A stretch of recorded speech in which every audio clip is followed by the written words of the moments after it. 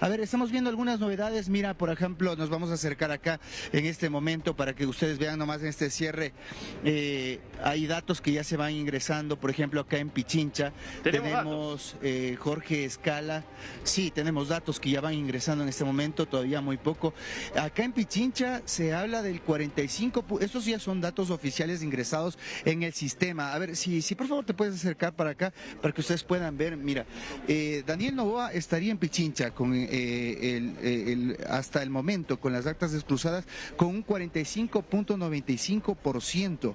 Todavía es muy poco. Luisa González con el 38.94%, mientras que en tercer lugar en Pichincha con el 54.04%. Recuerda que aquí todavía no puedo ver, es el corte de las 18 horas con 5 minutos. Aquí no puedo ver cuántas actas están escrutadas. 453 sí. votos. Muy bien, muy bien.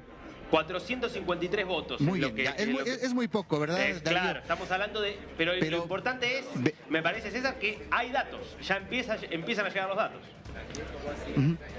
Sí, como te decía, en Pichincha van a ingresar sobre todo más rápido porque por la cuestión geográfica, claro, obviamente esto se permite, pero todavía es muy anticipado, pero vemos que al menos Daniel Noboa ya en esos primeros votos toma un impulso y Luisa González lo sigue, pero también Andrea González Nader, que lo habíamos conversado con Andy, tendrá un gran desempeño y habrá que ponerle el ojo en futuras elecciones. Sí, señor, no podemos dejar por fuera una Andrea González que algunos dicen pudiera ser la sorpresa, y una sorpresa no para ser la presidenta directamente a esta altura como está dado el escenario, pero sí para cobrar renombre y no precisamente como el correísmo, porque pareciera que los países latinoamericanos se dividen siempre en dos, izquierda-derecha, y en este caso hay que hablar de una Andrea González que ya venía en el mundo de la política. Recuerda, ella había sido la compañera de fórmula de Fernando Villavicencio. En ese momento, cuando cambió de compañero, no le sirvió, no le alcanzó lo suficiente, pero esta vez, tras su participación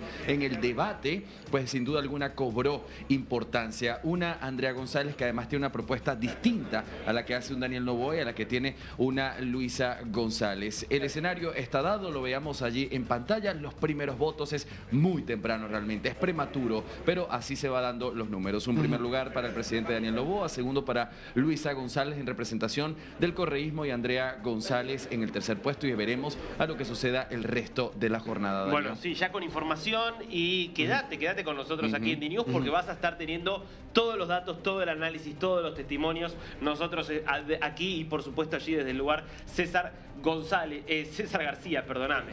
Te confundí con Luisa, César, no te ofendas, por favor.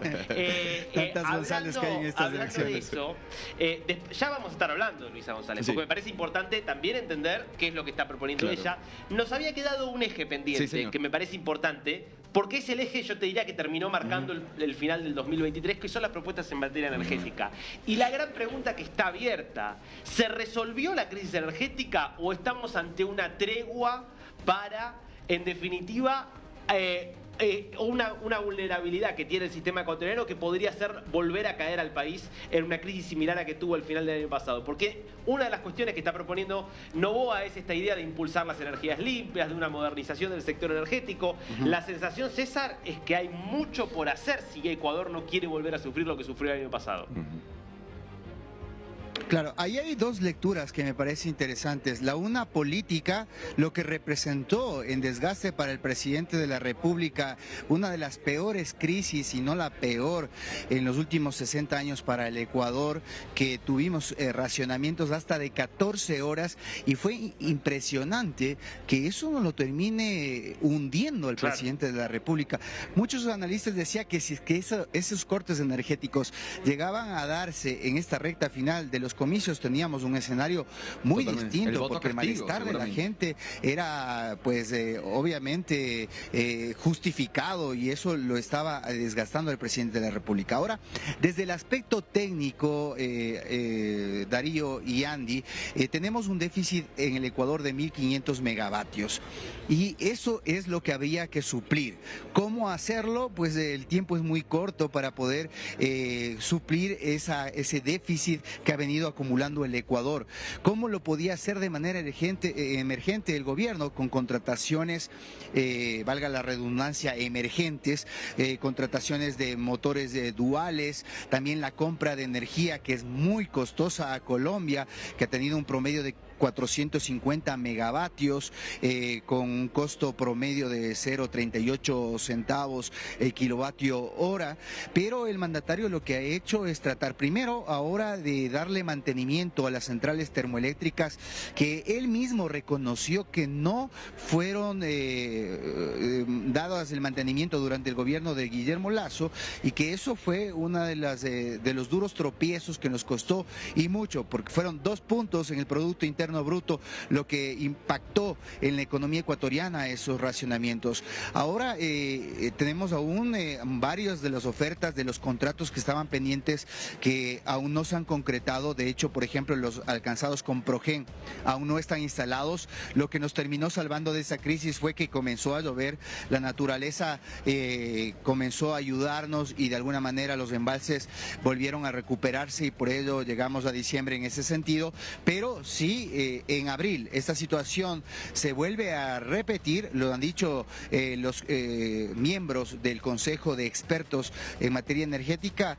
Podemos volver a tener racionamientos cuando en mayo tendríamos el ingreso del nuevo gobierno.